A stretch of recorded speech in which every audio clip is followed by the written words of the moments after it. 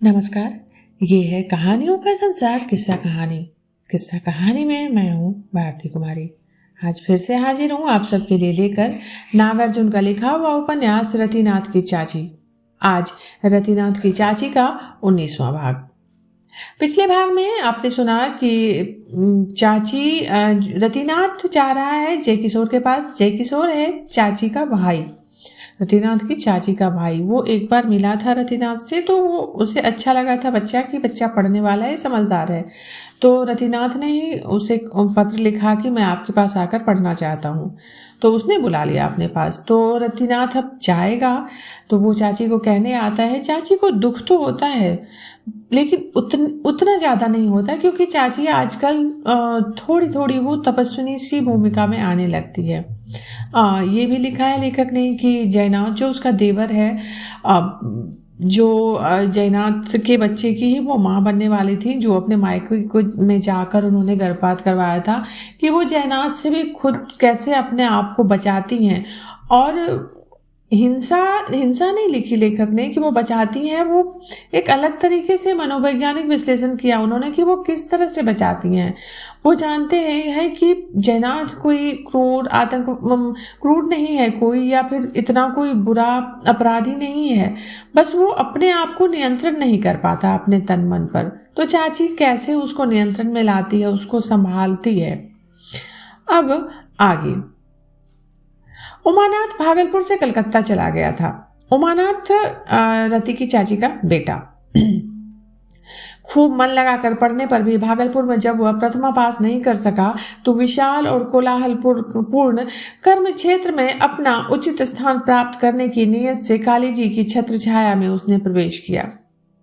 थोड़े दिनों तक इधर उधर धक्के खा लेने के बाद पान की एक दुकान पर सुपारी काटने का काम पा गया। 10 घंटा काम, 15 रुपए की माहवारी। शुभंकरपुर के वैदिक अच्युतानंद दिन भर घास की तरह पान कचरते रहते। हरिसन रोड और अपर चितपुर रोड का जहां क्रॉस हुआ है, उसी नुक्कड़ पर पान की वो दुकान थी जहां से वैदिक जी पान लिया करते। इस दुकान के तमोली लोग दरभंगे के ही रहने वाले थे। कलकत्ता में लाखों बिहारी हैं। उत्तर प्रदेश के पूर्वी जिलों में भी हजारों होंगे। उन्हें बंगला पान नहीं सुहाता, मगही और देशी पान ही उन्हें रुचते हैं। इसीलिए इधर के सैकड़ों तमोली कलकत्ते में पान की दुकान करते हैं, और वो चलती भी खूब है। उस नुक्कड़ वाली दुकान के मालिक ने वैदिक जी से पुराने नौकर के भाग जाने का जिक्र किया, तो अगले दिन ही वो उमानाथ को भर्ती करा गए। हाँ, कमीशन के तौर पर पहले मास के वेतन में से 5 रुपया देने की बात उन्होंने उमानाथ से मनवा ली थी। इन बातों को वैदिक जी वेद पाठ के अंतर ही समझते थे। नए आगंतुकों की पहली कमाई में से इस तरह कुछ न कुछ ले लेना अच्युतानंद जी की अच्युत नीति थी। उमानाथ 10 घंटा अविराम गति से सरौता चलाता हो, ऐसी बात नहीं थी। पान की दुकानों का तरीका यह है कि सुपारी के छोटे छोटे टुकड़े करके आज शाम उसे पानी में डाल देंगे और कल सुबह दुकान खोलने पर उसे निकाल लेंगे, और थोड़ा थोड़ा करके जरूरत के मुताबिक दिन भर निकालते रहेंगे। उमानाथ को दिन भर के लायक सुपारी काटने में 6 घंटे लगते थे। उसके बाद तो मौज थी, लेकिन दुकान पर मौजूद रहना लाजमी था। कुल मिलाकर वहां 4 छोकरे थे। मालिक स्वयं शाम को आकर 1.5 घंटा 2 घंटा बैठा करता। सारा काम नौकर ही करते। उनमें से एक का काम था पीतल चढ़ी चौकी को, कुत्ते की फली हुई गरवी जर्मन सिल्वर की 2 मझोली बाल्टियों को, पान कतरने वाली छुरियों को मांझ बूंझ कर झकाझक रखना। यहाँ जो इतने सारे सामान का नाम बताया गया, ये तमोली की दुकान के सामान है, जो उन्हें पान लगाने की चीजें हैं। पीतल पड़ी चौकी, कत्थे की फुलही गड़वी, जर्मन सिल्वर की 2 मझोली बाल्टी, पान कतरने वाली छुरियों, ये सब चीजें पान से जुड़ी चीजें, पान, चूना, कत्था, सुपारी, पान को जिसमें डुबो के भिगोया जाता है फिर निकाला जाता है, उसके सामान ही ये सारे।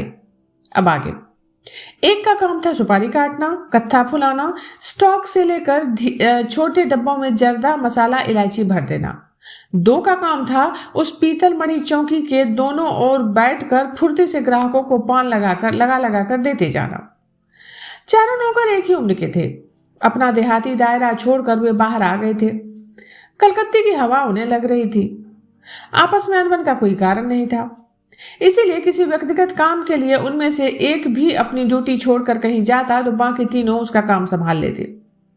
उमानाथ 4 महीने उसी दुकान पर रहा। छोड़ते समय वो 20 रुपए पा रहा था। लड़ाई छिड़ जाने पर भी खाने पीने की चीजें सस्ती थी। मंदिर स्ट्रीट में एक मकान में डेरा था। 5-6 जने थे, मिलजुल कर रसोई कर लेते। खाने का खर्च 6 से अधिक नहीं पड़ता। साबुन, तेल, हजामत वगैरह के लिए 2 रुपए काफी थे।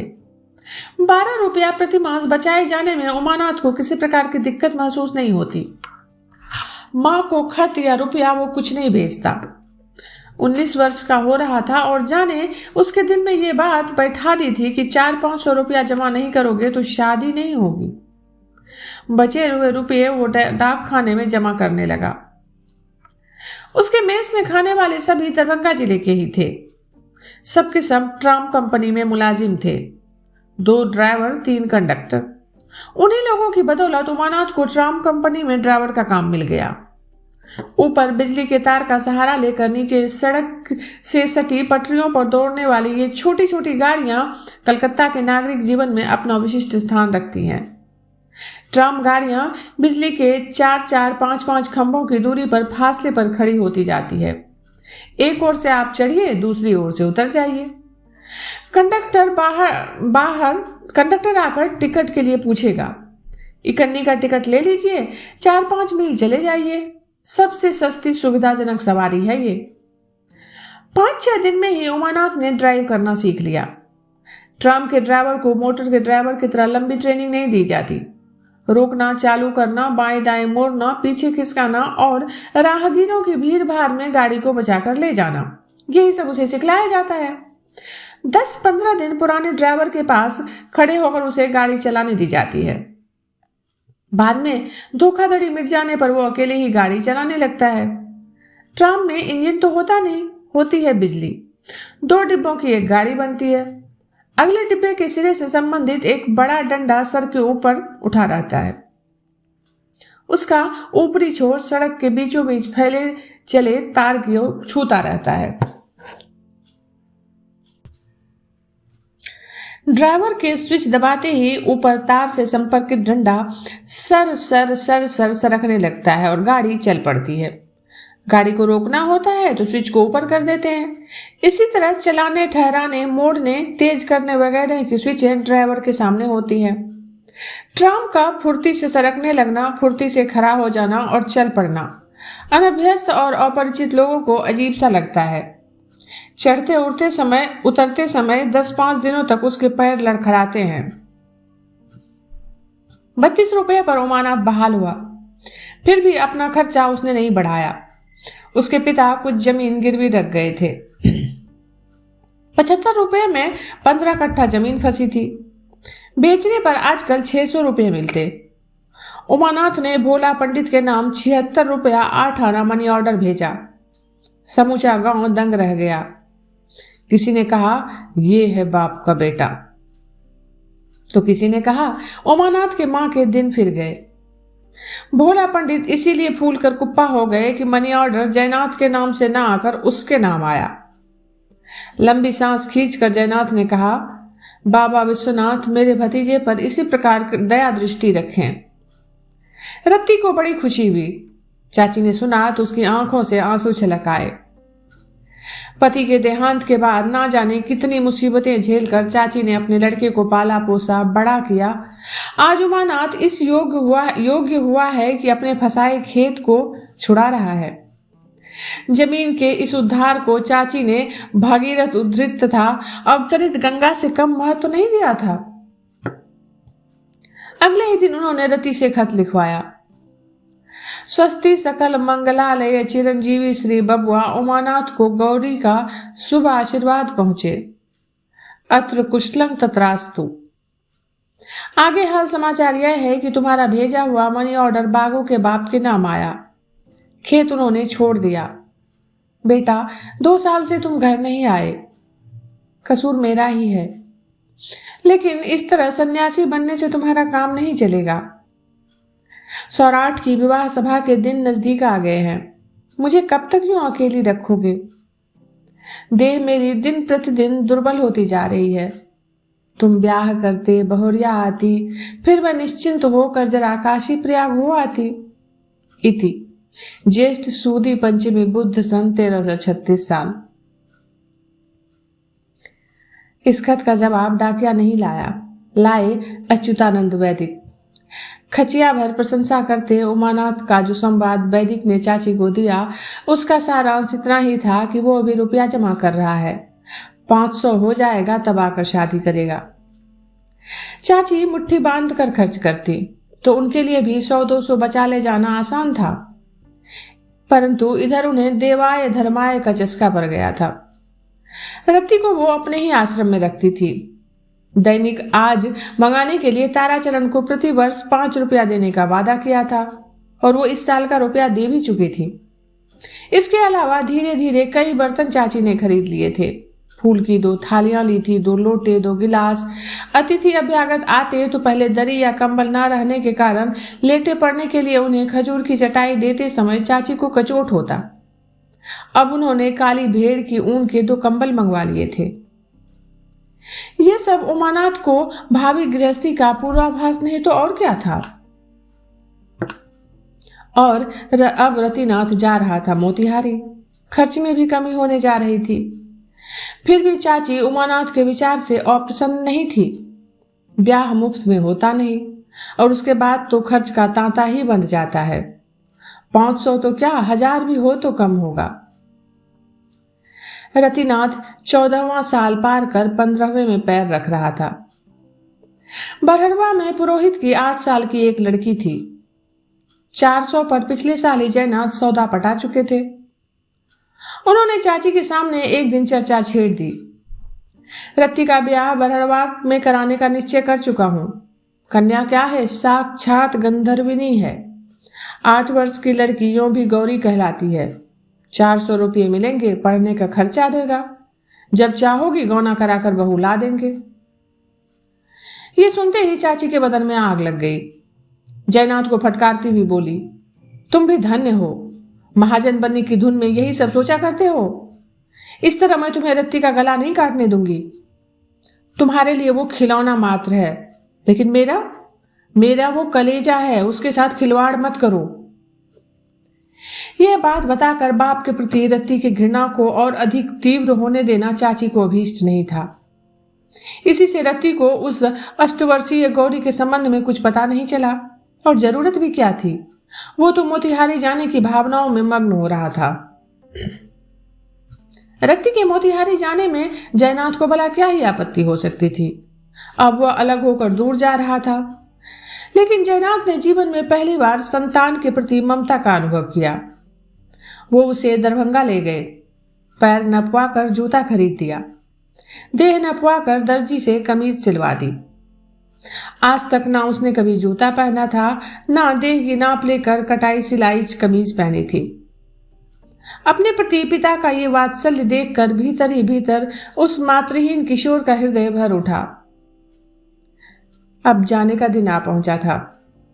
शौच आदि से निपटकर रतिनाथ नहा आया और भक्ति से भगवान की पूजा की।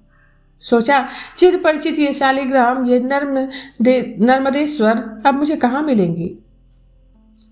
पूजा कर चुकने के बाद वो खाने बैठा। दाल भात, परवल की तरकारी, अचार, आम और दही। चाची पंखा झलने बैठी। 5-10 कौर मुंह में डालकर वो उठ गया।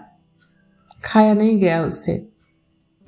कमीज पहनी कुलदेवता उग्रतारा को जाकर प्रणाम किया और छोटी सी गठरी लेकर बाहर निकला। चाची को प्रणाम करते समय उसकी आंखें तर थी। आशीर्वाद देते हुए चाची का भी गला भर आया।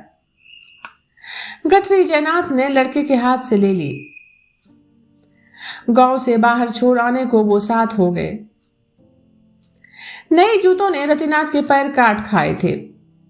उन्हें बाएं पैर की उंगलियों से उठाकर जब रतिनाथ आंगन से बाहर निकला तो पीछे मुड़कर एक बार उसने घिरे आम के जाने पहचाने पेड़ की ओर देखा।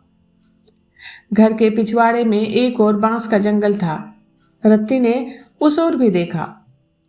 आज अपने टोल पड़ोस की एक एक वस्तु सचेतन प्रतीत हो रही थी। लगा कि उसे सब मना रहे हैं। मत जाओ, मत जाओ, मत जाओ रत्ती।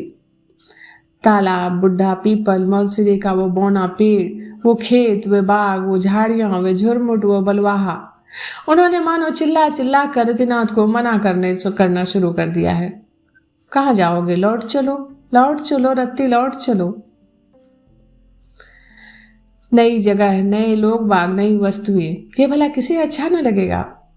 रतिनाथ भी उल्लास और उमंग से भरा मोतिहारी के लिए विदा होना चाहता था, लेकिन छुटपन से ही जिनके बीच वो रहता आया था, जिन्हें देखता आया था, जिनकी रग रग से परिचित था, उन व्यक्तियों, पशु पक्षियों, कीड़ों मकोड़ों और यहाँ तक कि चल अचल सभी वस्तुओं से बिछुड़ते समय उसका हृदय रो रहा था।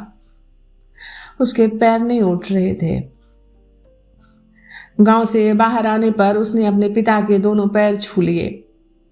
जयनाथ की आंखें यकायक ही छलछला आई। इससे पहले रतिनाथ ने अपने बाप की आंखें कभी गीली नहीं देखी थी। ऊपरी दांत से निचला होंठ दबाकर ही वो अपने को रोने से रोक सका।